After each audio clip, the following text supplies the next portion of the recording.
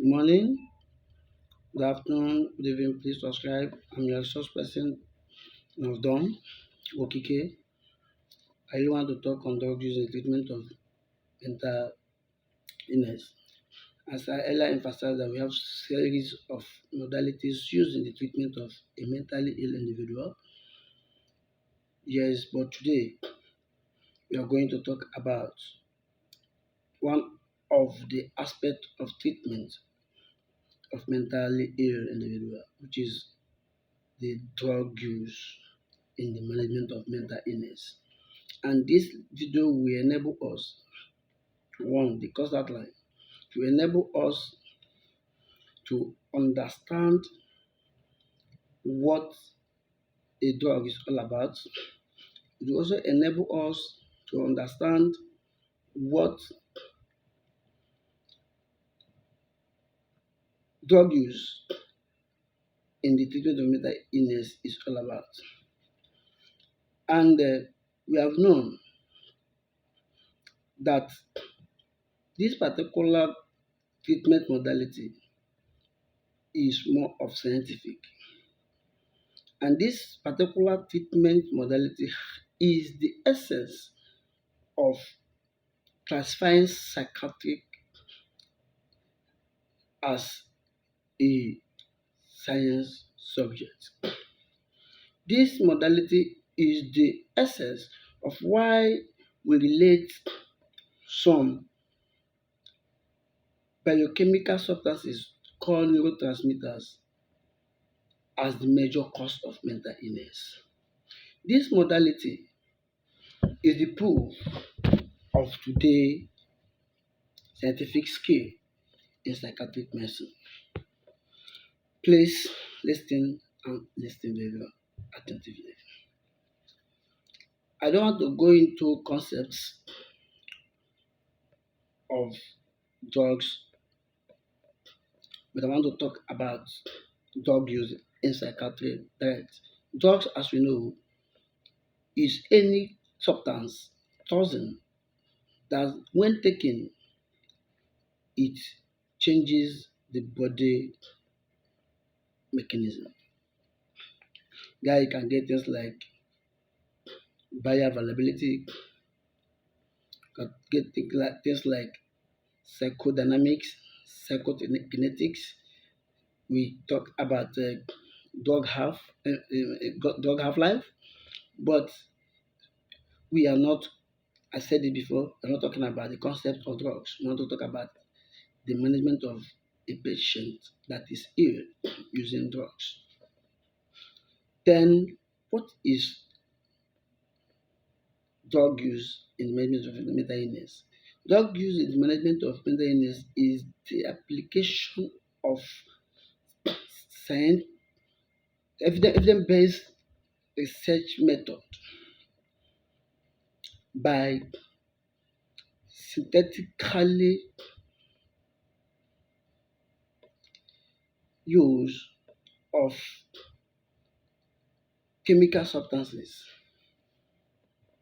that blocks or metabolizes or decarbonizes a particular neurotransmitters that is affecting an individual mental process. So many people may define it in any way. Some may say that it is the use of drugs in the treatment of mental illness. But drugs, remember, is a toxin. It's also a chemical substance that is synthetically built that have a goal of controlling a particular areas of the body. But these drugs targets the neurotransmitters. That is one basic important aspect of it. That is one mysterious function of these drugs. Why I call it a mystery? Because these drugs select a particular neurotransmitter that is causing a particular problem in the brain.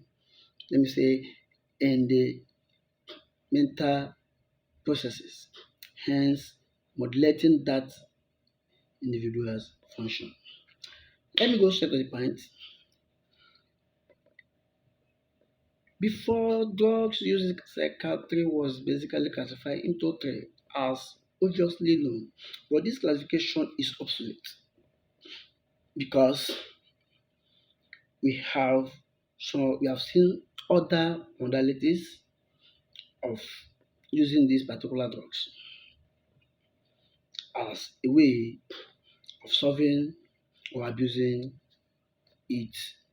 Okay, as a way of solving a particular problem that is not for psychiatric purposes.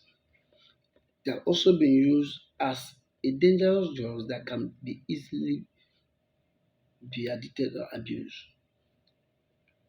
When you listen, you get why it is no more useful.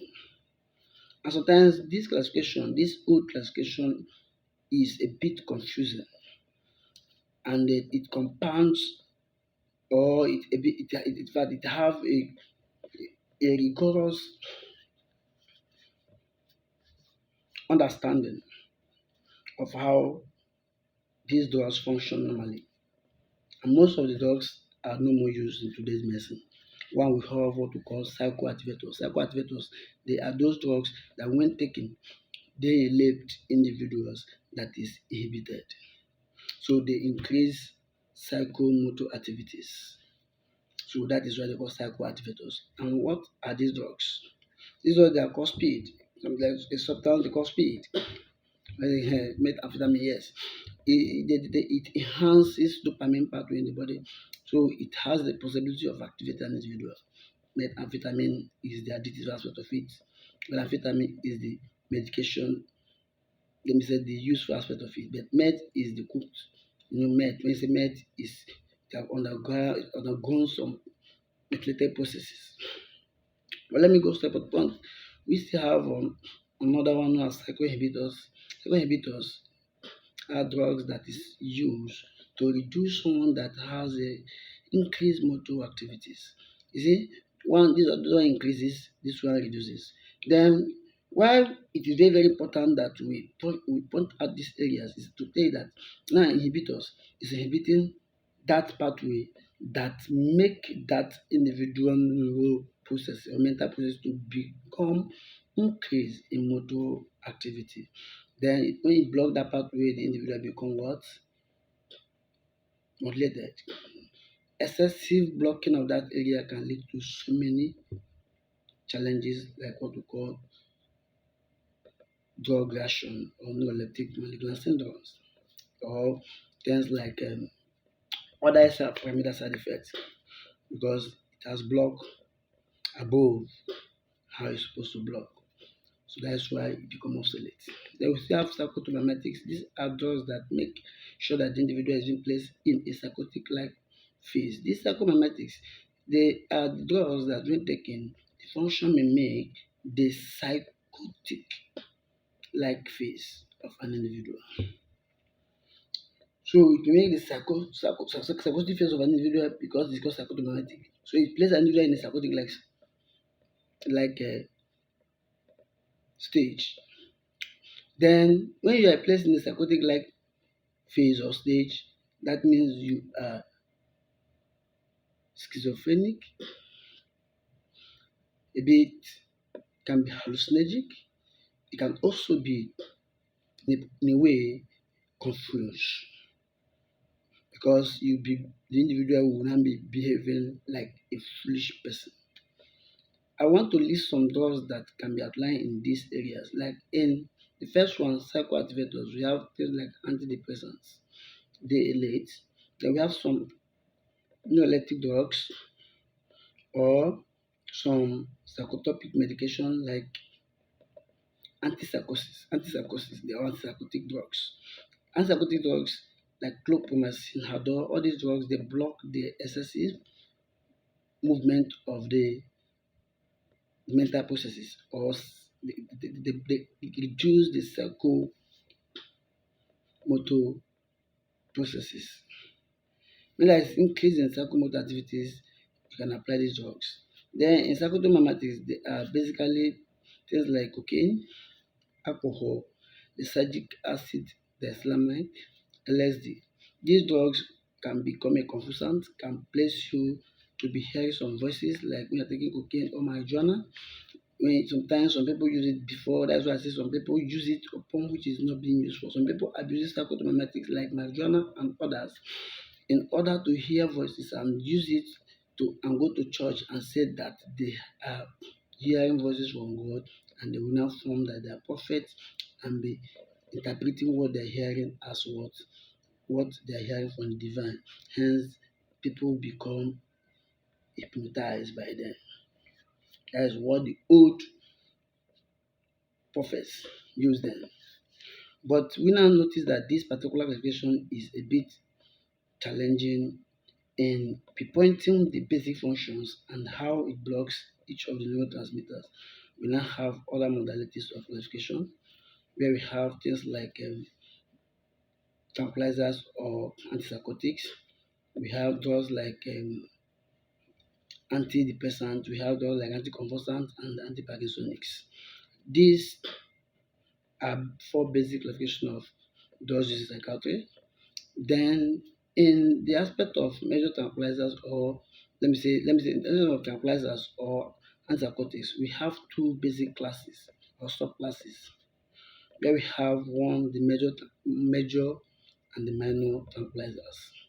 The major tranquilizers and minor tranquilizers have its chemical classification and functional classification. Why I am grouping it into these functions is for you to understand that because of how it is acting in the system, that is why it is being, let me say, the physiological function of that particular drug is why I call it the functional classification. Then the chemical classification is based on the chemical compound upon which this drug is being made up. Then, for instance, we have things like phenothiazines. Phenothiazines are drugs like chlorpromazine, like CPZ, like GATI. Then these particular drugs can be used in other treatment modalities. That is, they can be used in treatment of MSCs or hepatitis gravidarum. They can also be used in treatment of allergy, they call anti-allergic sometimes, because the phenothiazines is the first chemical substances that is being identified in the treatment of this. They are also sedative because at the point they also move straight and affect the sedative aspect of the brain. So when that particular place is also affected, the individual become what? Sedated. So so you see how it does? When you want to function basically as trying to do the work of the antipsychotic, they block the D2 receptor in the mesofrontal system. You can call it the dopaminergic pathway, you can call it the mesolimbic pathway. This pathway are basically concerned with emotional what reactions. Then in sedation is usually caused by alpha adrenergic blockage. When the alpha adrenergic blockage is being blocked, you will now say that these particular drugs can still place that individual in a sedative state. Though I still want to talk more on the classification. Then we have what we call butorphanol. Butorphanol are not much drugs of concern.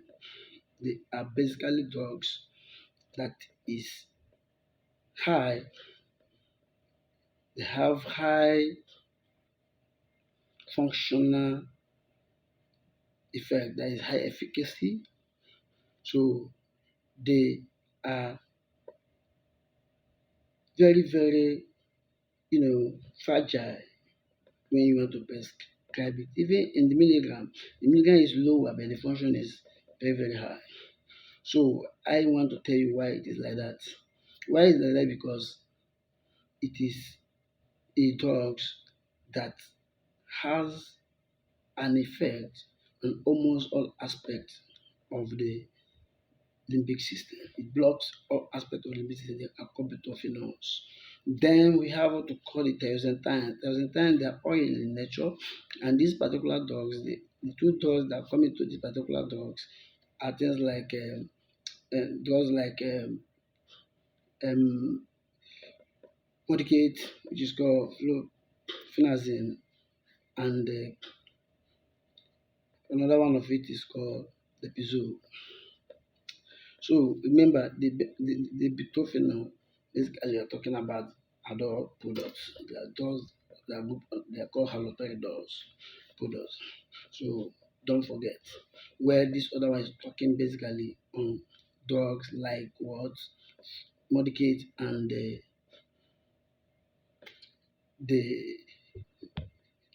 all the deconate medications because they are oil component. They contain the oils. Like the pizzo is under there, and the um normal Modicate is also there. So the pizzo comes in 20 milligram and that one 40 milligram. Well, Modicate basically comes in 25 milligram. So per meal. So so I want to tell you how it can. We have one of in the episode we have 20 per meal and 40 per 2 meals. So when Modicate is also measured following that way.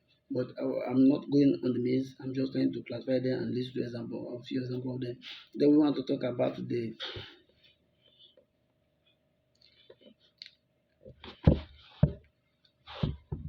functional classification of drugs used in psychiatry. The functional classification of drugs used in psychiatry, basically on the antipsychotic aspect, is not much.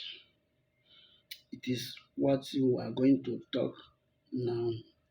In functional, we now try to identify these drugs and where the effect or try to do is functional activities. These are psychotropic drugs used for treatment of psychotic symptoms. They are called neuroleptics. They are also called major tranquilizer D2 receptor. We have D2 receptor blockade, sorry, and the antischizophrenics. Then we still have one that are called minor antipsychotic. The minor antipsychotics are benzodiazepines. The benzodiazepines, they basically they enhances GABA pathway, and because they enhances GABA pathway, so what it does is it first of all goes straight and block the other aspect of the pathway, but enhancing the GABA. So you see that the alpha adrenergic pathway is highly enhanced and it focuses more on making an individual to be sedated or hypnotic. Then when you're sedated or hypnotic, you are automatically what? Using and so this is classification based on function. Remember, classification based on chemical is one I mentioned as phenothiazine, butorphanol, and times. Then where I talk about the functional is called major and minor. The functional measure is talking about antipsychotic medication or major antipsychotics.